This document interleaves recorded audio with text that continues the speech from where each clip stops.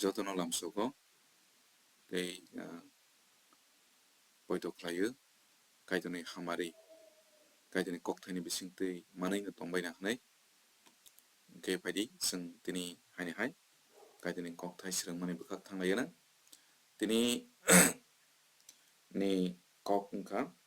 kaitor bai kwrwngwi tongdi hingke phaidi Jacob chapter 4 verse 8 no जों thanglaiyana kaitor bai tongdi hake bobo norok bai tongnai o sumso gwnang rok norokni yak subaidi o phatra rok norokni bwkha kuphur khlaidi जों orok sawo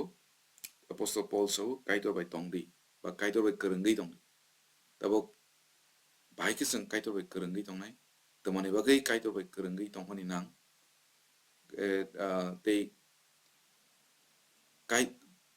kaitor bai kwrwngwi tongkha ke जों toma wngnai bono जों sithai kaitor bai जों kwrwngwi tongmani nang ba kaitor bai जों or tongdi nei जोंno dagu hingke tabuk जों first Timothy rogo जों naikha ke जों nugo paithakni mollo ba paithakni omo kasok rwrwk Jisu Christo phainani kasok rwrwk hingke podre pod borok rok phaiwi ulta phwrwngphaiana ba podre pod wrong teaching toiphiuana ke omo hai borokno lama korornai soitani samung tangnai rok phaiwi hani bagwi जों bo aborokni yogwi tongmani bagwi जों sak sak no mane जों kaitor bai kwrwngwi tongnai nangnai kaitor bai gana khe tongmani nangnai bebaयदि जों tini bonono tini srwnglaio uansuklaio Puila Timothy chapter 4 verse 1 by 2 nang poribana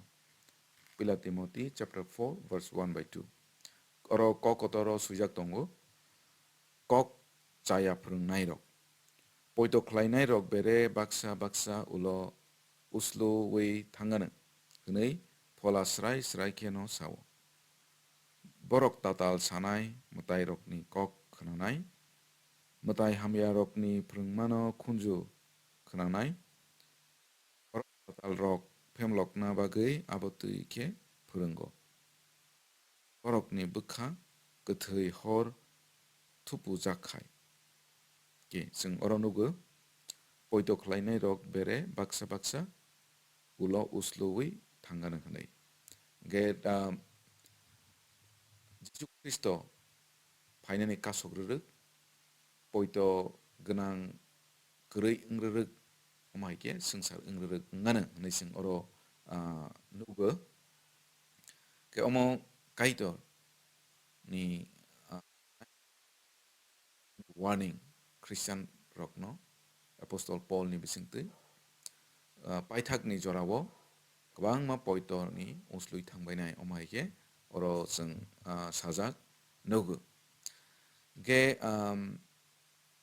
tini जों uansuk laiwani hnwi ang uansukmani wngkha khe kaitor bai जों kwrwngwi tongnai जों ungklok osloya poitoni ungklok osloya wngmani khe kaitor bai kwrwngwi tongmani nangnai hingke tabuk kaitor bai जों bahai khe kwrwngwi tongnai tei tmani kaitor bai kwrwngwi tongthai bomo hai borok kaitor bai hachal wng tei kaitor bai kwrwngwi tongwi maya wng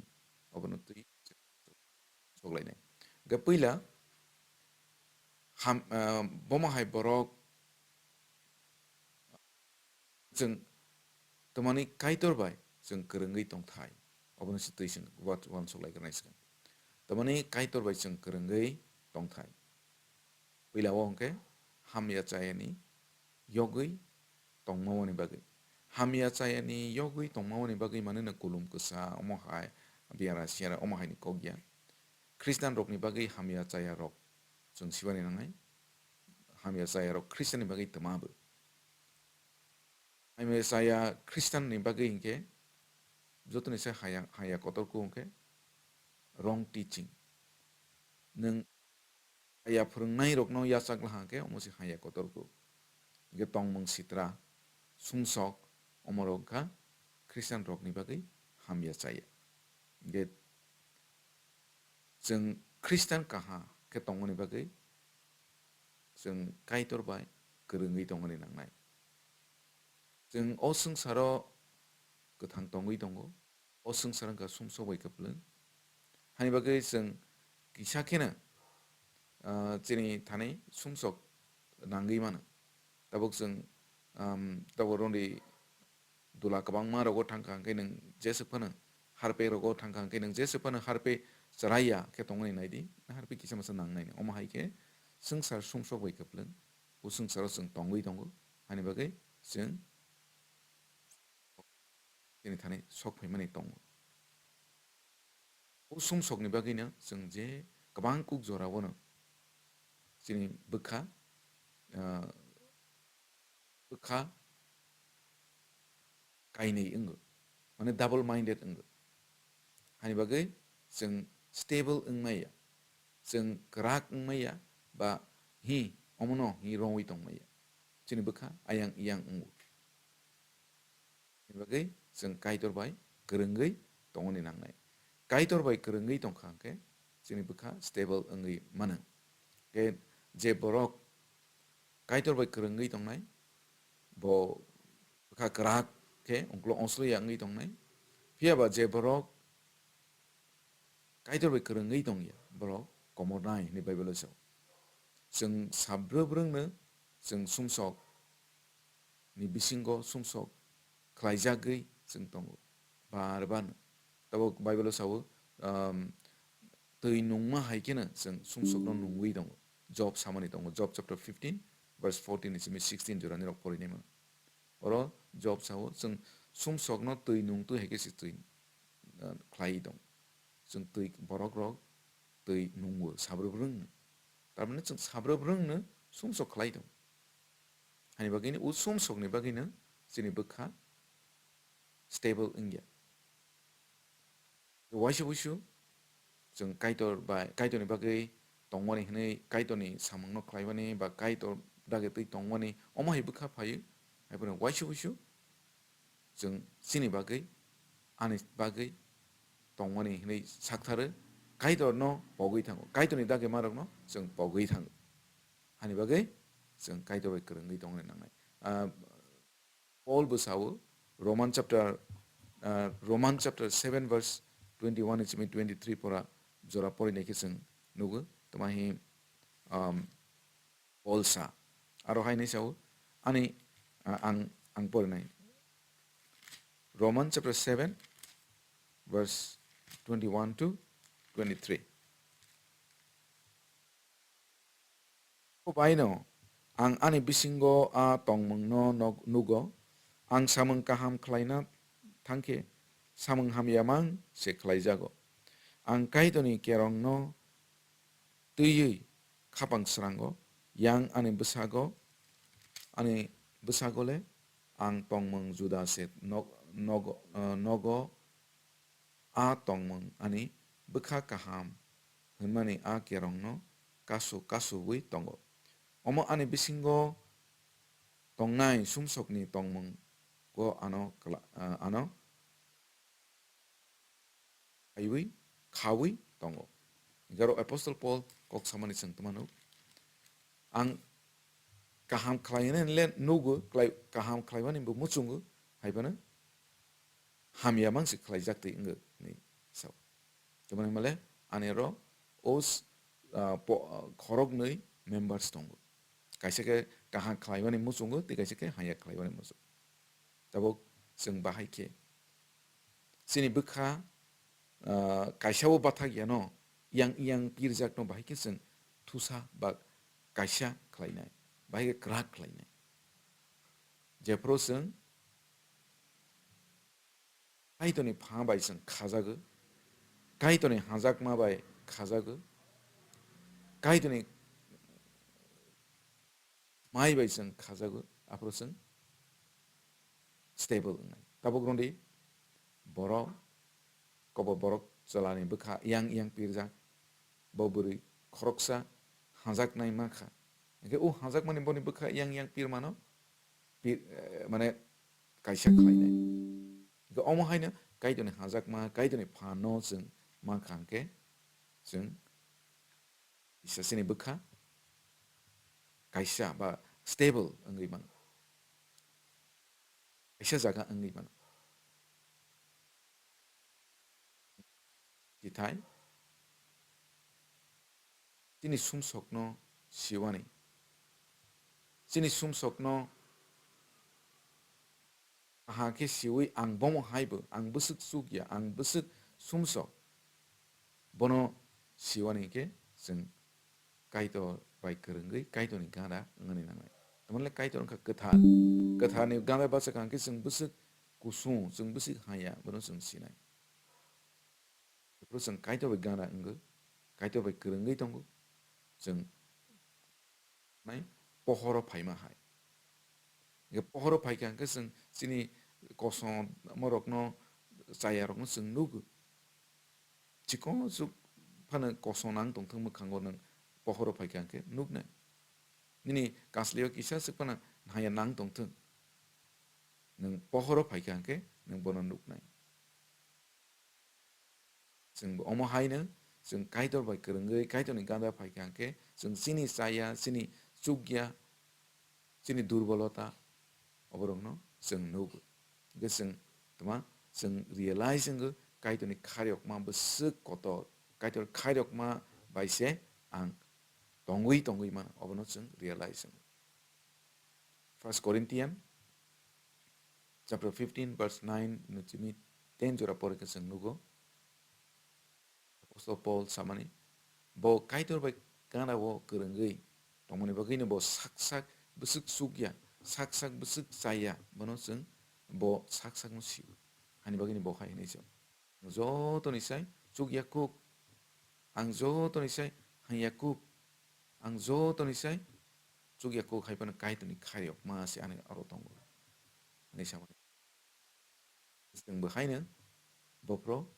je pro जों siwu जों realizing ang sugya ang kaito ni kharyok manango ani phan bai ang mungsa sugya ani जों realizing apron जों kaito ni phan no siwu kaito no bisasau kaito ni thanir जों rely ing geseng saksa जों koine ni engrek tumane male ani phan krei ang mungsa sugya kaito ni uporo जों nirbor okay जों kaito bai kerengei tongthai getei kesa जों hamare manani bagai je borok kaitor bai gana kerengei tongo borok kaitor bai hamare rojago जों siwu root now me bo busuk hamare manka bo khoroksa moabite ni mungsa hamare mawani krei kaito ni hamare tamana ule moabite engka gentile haibano bo kaito ni borok bai gana ke tongma bagai bo hamare manka age sing bo omo haino kaito bai gana ke bai ke tongnai kaito ni borok kaito no kirinai borok bai sing gana ke tongkhang ke kaito bai gana ke tongmana nirok Ruth chapter 2 verse 21 23 pore naimane nugo bai pore nei ke nuknai Boaz ni gana Boaz engka जों siu boni bising tino David asai mane Boaz engka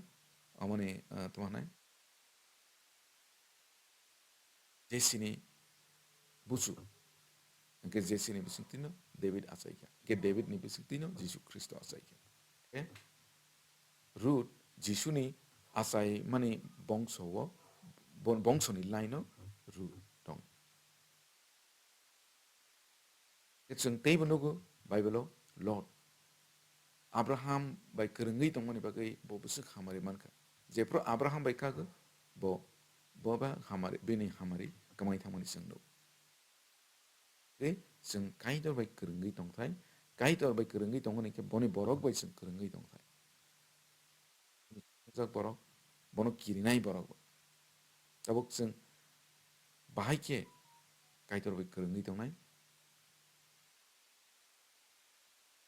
kaidor Bible sawo Jesus Kristo sawo ang bai nangai tong fellowship bo kwrwngwi tongmabai जों kaitor bai kwrwngwi tongmani surimani bisingtwi teibo boni kok thai rokno porewi khawo chowi bono poito khlaimabai befru जों kaitono kiriwo kaitono borom khlaio bobai tongwi manai boni gana tongwi bobai kwrwngwi tongwi manai ani bagi David omahike sama tongo. It is good for me to draw near to God. I have put my trust in the Lord. Ani bagi omon kaha bobai kwrwngwi bobai gana ke tongman khangke. Okay, ang bebag bonono ang yapari rawo ang bonono bisa sasogo. जों Psalm number 73 verse 27 by 28 nirok pori nei mana ang porlia nirok ulo pori nei mana ge जों siwo nirok khana bai khana bible loko pori khana buri khoroksa kanan ni buri khoroksa bo Jisu Kristo ni thani phaikya bo kananai dokto gentalia I mean Jews ya brok gentile nge bo हमारे manani kok biya tomna borok gentile nge ubroi salsa Jisu Kristo ni thani phaikya nge Jisu Kristo ni thani phaimaninka boni tomana boni busajik ni bagai busajik omo koidan kolobja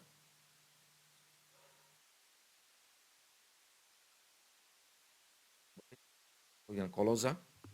nge bono harwani bagai nge Jisu Kristo no bo sapaikya ani busajik omo hai haro jasidi haba Jisu Kristo bono tamai saka lo pilas kang tomong sa saya nge uloke Jisu Kristo hai ni saka ang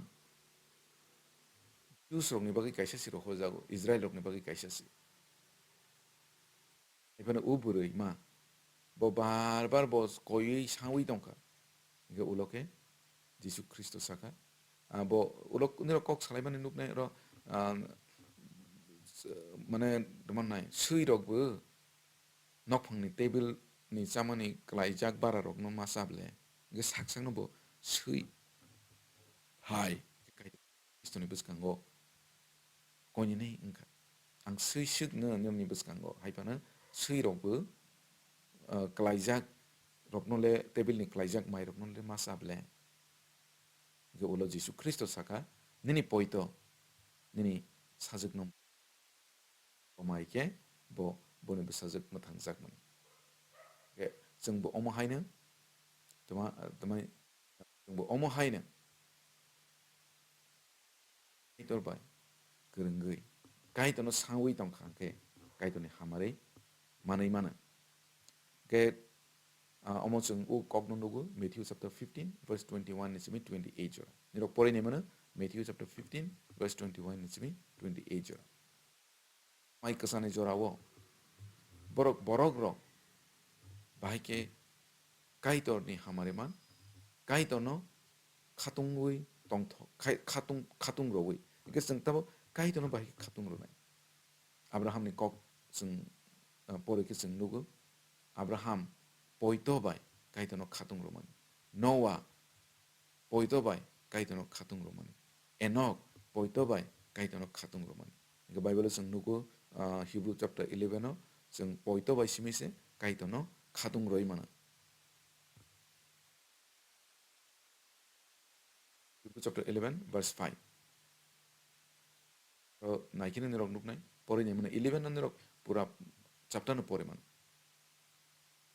poito जोंनो kok khnanai tingro tumonle poito mane na जों kaito no जों bisasa ge poito kaito ni kok khnanai ngroi man ngro ge kaito ni kok khna kha ke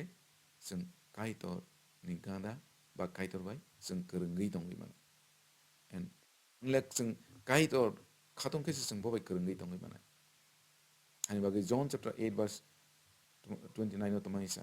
aro haini sao Jisu Kristo tamaisa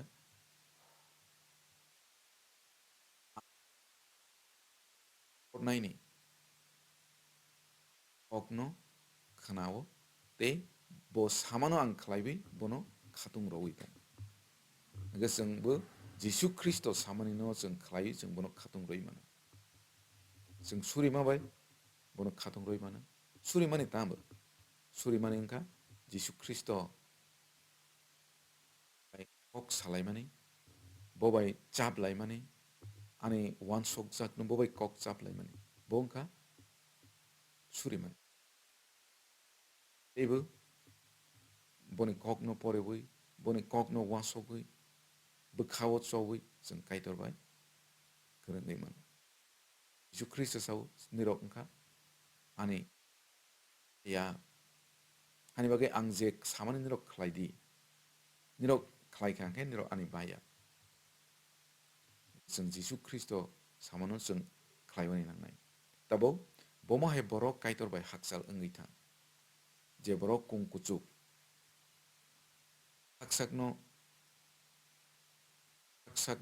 saksakni phanno torjaknai ba saksakni phanno romui dongnai kaitor no samung nangjaya bohai borok kaitor bai hasal eng je borok hai ni sau Jeremiah chapter 17 verse 5 no naikin nuknai Cursed is the man who trusts in man.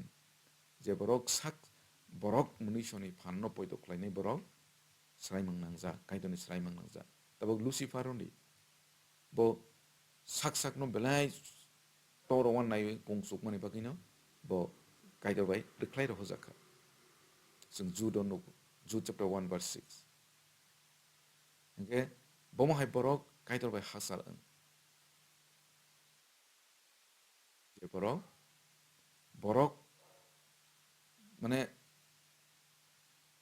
borok chayani ba rong borok ni isnanai जों smai kasamo nugu 1 King chapter 12 verse 6 to 15 no pore nei kanunai Rehoboam Solomon raja ni pore Solomon ni besa Rehoboam bo raja engka engke aroni borok rok tumanle Solomon ni jorao belai samung tangrojak baikha kaiton nok tangmani bagai nok thar tangmani bagai engke boni nok bo tangmani bagai gwang ma samung ma tangbaikha kosto manbaikha engke apro morok soino rok mane borok rok jonota borok rok phaisa baikha bono chini poja komok rok sidi engke bo okay salthani pore ni rok phali di engke bo boni advisory borok no thangi singui kha engke borok bo hakene sawo ni borok belai khana kosto manbaikha kisa borok ni poja no komok rok sidi engke borok nini selengui tongbai nai haipano bo tei boni dol rok no bo singui kha bo bai baksa chalai rok haisi hoin tongbai ble tama khlaina cha engke borok ke tama mane haya advice rokha tama saborok hai sadi ani baba nirok no bele barja rok khable tabo ang tei nirok no barja rok ani yaksi kotoi boni yaksai hli ungnai hai ibu barja rok nai engke borok oro Rehoboam du komoni advice ayani borok rok ni thani advice nama bai u boni singhason khagjagui thangka dui bag ngui thangka bono yakawi kwang ma soino mane bono yakawi kwang ma proja rok thangbai khe engke Hobom no Jeroboam no raja sina laika engke aroni simino khagjagui thango northern Israel southern Judea ni bagai Israel rok hasal boni yagulo botomani bagai Israel rok kaitor bai hasal ang tomani male borok aya ni thani advice namani advice tama Israel rok na ulo mutai takjak rok ni thani kaitor ni thani sanya kare bro mutai takjak rok ni thani si sansi niro Hosea chapter 4 verse 12 pori nei kinuk nai oro sawo ani borok rok borok mutai bufang bai takjak tagui mutai ni thani si borok mo tumanai advice hanai su nirok pori demon kok borok bai Hosea chapter 4 verse 12 hani bagino borok kaitor bai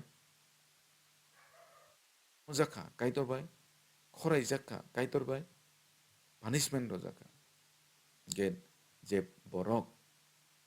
kaitor bai hachal ungnai borok borok ni jal ungka punish जों